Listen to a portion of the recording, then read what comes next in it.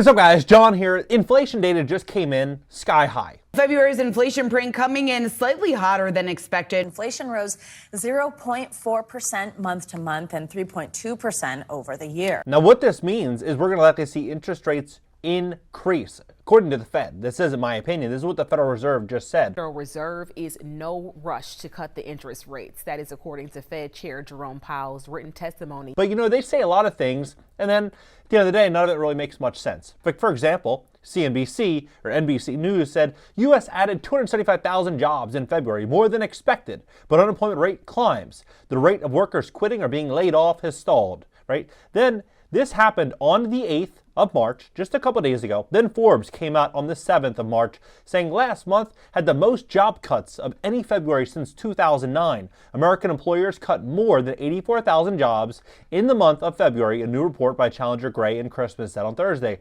making 2024 the year the most second month job cuts since the great financial crisis in 2009. Now, when you look at what's going on with inflation, you look at what's happening in the labor market, then you look closely at what the Fed just said of them increasing interest rates, and then behind that is Biden now proposing a $5.5 trillion, with a T, trillion dollar tax hike that's about to go into effect. U.S. President Joe Biden on Monday unveiled a $7.3 trillion election year budget. White House officials say their plan would raise almost $5.5 trillion in fiscal 2025. We're walking into what I believe is going to be the greatest rug pull in American history. Think about this. 40% of all U.S. dollars since 1776 were put into circulation between 2020 and 2022. That money people used to take out loans for cars, for homes, for businesses. Now the cost of that money is sky high. It's getting really expensive, and the money's getting pulled out of the system, and then the tax man's coming for it. So when you start to pay attention to this, we're walking into something really big here. It's going to be the biggest change in America, and I hope everybody is getting prepared for it, because there will be no soft landing. This is going to be a plane crash. I'm going to break this down for you. I'm going to give you the facts, help you and position you for what I believe is going to be a fire sale of assets all throughout America. Airbnb, second homes, primary homes, cars, work trucks. We're going to see it all come for sale very soon. Please hit the like button, YouTube will share the content, educate more people about what's going on in the U.S. economy. And if you'd like to fix your credit, we would love to help you at my company, GreatCreditFast.com. That's GreatCreditFast.com. If you have late payments, medical bills, charge-offs, foreclosures, bankruptcies, repossessions, or any negative item on your credit report, go to GreatCreditFast.com. Click the link in the description just below this video. Schedule free strategy session for tomorrow, for Wednesday. Take a look at this. So the big employer still adding jobs and boosting pay. Big bro, right? They're the one that is adding most of the jobs that are being shown. Then when you look at what's actually going on with retirees, which make up 55% of the entire U.S. population, people over the age of, about 55 and up. 50, I mean, it's a large percentage of the U.S. population. And more Americans are treating the 401ks like cash, right? So it's not just, people that are retiring, but people that just have 401ks. People that are retiring, though, half of boomers and late Gen Xers who took early retirement during the first wave have already fallen into poverty. That was last year. The world's gotten harder since then. So you'd imagine probably more people fell into poverty. But for context, this is just kind of how far we're heading. So this is, how much does inflation cost the average family per month? Now, in 2023, that number was $700 a month, right? $709 a month. In 2022, it was $433 a month. So it went from $433 in 2022 to $709, and now it's cost $11,400 a year. So almost $1,000 a month. So you think about this: $433, $709, $1,000. What direction? And then they're saying inflation got worse. What direction are we heading in? Prices are going to likely continue rising, and as they continue rising, this new tax hike is coming. 5.5 trillion with a T. It's absolutely unreal. Where this is going to be going is 7.3 trillion in total fiscal 2025 federal spending, up from 6.9 trillion. 325 billion in paid family medical leave for 12 weeks eligible workers. 258 billion investment in affordable housing. Think about this. Taking taxpayer revenue, $258 billion of which to use to go buy property inside of America. They're looking to, revitalize and restore 2 million homes throughout America. This is a massive change to anything that we know about, the U.S., right? This is almost hard to wrap your head around. $23 billion in climate adaptation, $13.6 billion to address the border crisis, $12.3 billion for the Internal Revenue Service. So you think of when I mentioned that, they're really gearing up, they are gearing up. $3.3 billion for the DEA, $981 million for the Executive Office for Immigration, right? $145 million for U.S. citizenship and immigration. So you look at where this money's going, it's coming for America. Like that's where it's going. It's coming for 330 million Americans. But they say that, look, we're not going after the everyday American. We're going after the rich. The rich have to pay their fair share. You heard Janet Yellen, talk about this. You heard Elizabeth Warren. You heard Bernie Sanders. You hear all of them saying, whether it be on the left or the right, that, the rich are the problem. But really, are they? It's a big question. Because when you look at the top 12 billionaires, they have created at least 2.3 million jobs globally. And what do the rich have in common? For example, look at Amazon.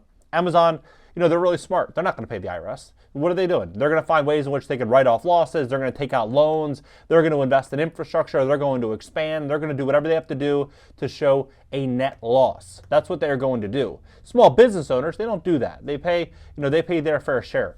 And so when they say they're going to be going after the rich will either do that, or they will move operations overseas, or they'll lean on their trusted accountant and legal team to find a better way in which they can offset these losses, right? So these tax losses. That's what's going to happen.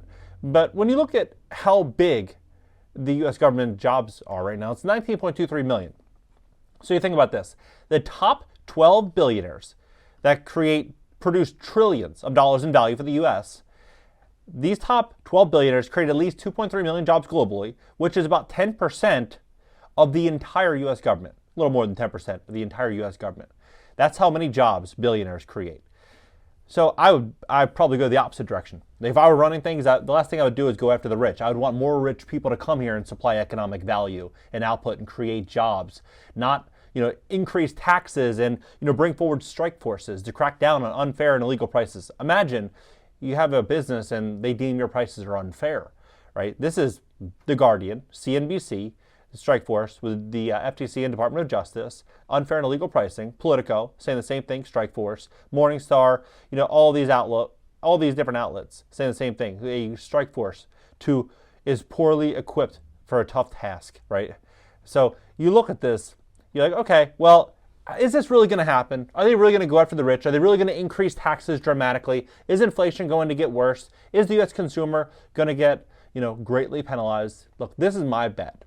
You just follow the dates here. March 6th, Fed Chair Jerome Powell wants more proof inflation is falling before cutting interest rates. So that was on the 6th of March. Then today, obviously, it rose, right? So there's no proof of that. So what's going to happen next? Then this came out. This came out in August 25th last year. Powell signals Fed will raise interest rates if needed and will keep them high, right? Then came out March 1. The U.S. economy is so strong that there might not be any rate cuts in 2024, right? So they're going to maintain the same stance. Then they even say in February 7th, last month, why the Fed might actually raise interest rates before cutting them. This is money.com, right? Then you look at this. It's not likely we will hike again, right? This is what he said December 13th. But then they said willing to raise federal funds. This is Fidelity.com. This is Bowman. This is the Fed, right? While the current stance of monetary policy appears to be at a restrictive level that will bring inflation down to 2% over time, I remain willing to raise the federal funds rate at a future meeting should the incoming data indicate that progress on inflation has stalled or reversed. 5 days ago, right? This is what is happening. This is what's happening. But I think what Americans don't realize is how this all actually will impact them and why this is going to be the greatest rug pull. So let's look at this. When Janet Yellen said, confident American consumers, businesses, and banks will be able to survive the interest rates, rising interest rates, right? What happens here is they say the unrealized losses, securities held by banks, bank failures, and the dropping bank count. There will be more bank failures 3 days ago. 3 days ago, there will be more bank failures. They're prepping us. Because as they increase interest rates, they put more stress and strain on bank assets, on commercial real estate. And what does this ultimately do? It erodes their ability to survive this storm. And we are going to see many, many, many bank failures in the wake of this. top CEOs, billionaires, executives, they've all been talking about massive waves of bank failures. CEO of RXR Real Estate, $21 billion in assets under management, said 500 banks will either fail or consolidate in the coming 24 months. Look at what the rich are doing. You have Bezos, you have Jamie Dimon, you have Mark Zuckerberg selling a combined, according with the Walton family as well, $11 billion in stock over the last 4 months. $11 billion, right? So you see this, you're like, all right, well, how is this going to actually impact everyday Americans? How is this actually going to impact everyday Americans? Let's say the Fed increases interest rates 25 basis points. 25 basis points. And let's look that the average American is right now paying about 28% interest on a credit card, according to Forbes, right? 28% interest, and the average credit card balance is $6,360. So if, just for easy math, 28% interest, right? So this is 27.8, but we'll just do easy math, 27.89. So we'll just say 28 at $6,360, which is the average balance, $150 a month. Basically make the minimum payments. You're paying $23,000 in interest alone on that scenario, right? Now, let's say the 25 basis point increase. That 25 basis point increase, it takes the interest rate from $23,169 to $34,000. So it's an $11,000 tax on that specific borrower, right? And that is the average borrower in America. This is the average credit card balance, right? So look at that. That would be an $11,000 tax on just one 25 basis point hike. And when you look at the average default rate, this is mapping credit card delinquency rates in the U.S. by state. What you're seeing here is delinquency rates are 15% here in Florida and California, but most of these locations are 20% above. Some are even closer to 40% of borrowers are behind on their bills. I would say on average probably about 20%, maybe 25%. It's a pretty big number, right? It is a pretty big number. But then when you see this, you're like, okay, well, so banks are getting hit with losses. Credit card companies are getting hit with losses. They're building on a strike team to go after illegal pricing. They just brought the credit card late fee from $32 to $8, essentially a 75% reduction in late fee. What does this mean? They're going to be making less and less and less money, and they're going to be penalized for every dollar that they make. So you pay very, very close attention to all of these chain events, and you ask yourself, how are we getting to a soft landing? How are we getting to a soft landing? $17 trillion in outstanding credit card debt. 40% of Americans can't pay their student loans. 20 million Americans are not paying their utility bills right now. It's an absolute bloodbath in the U.S. economy. It's just not really in your face. They're not putting it out there. They're saying everything is good. We're in a really, really good place. Doesn't feel like it. The data doesn't indicate that. Data indicates we're walking into a very, very big storm. A stage 5 hurricane, according to Barry Starlight, the founder and CEO of Starwood Capital, one of the largest real estate investors in America, said the same exact thing. Drop below. I'm really curious as to what you think. I'm betting that banks are going to greatly pull back on credit. I'm betting that banks are going to start to consolidate in a very, very big way. JP Morgan Chase is going to get a lot bigger, and a lot of other banks are going to kind of get pushed out of the business. So if you are preparing and positioning yourself, you're making a really smart decision. If you have really stable income, getting out of high interest rate consumer credit card debt, saving money, finding ways in which you can, put yourself in a really good place, maybe even learning, studying, and exploring options of starting a business online, you're doing all the right things. If you have any credit issues, if you've had, 1 or 2 issues on your report, maybe more, we'd love to help you at GreatCreditFast.com. You can click the link in the description just below this video, schedule a free strategy session, make sure your credit score is in line with your goals, and I'll catch you next video.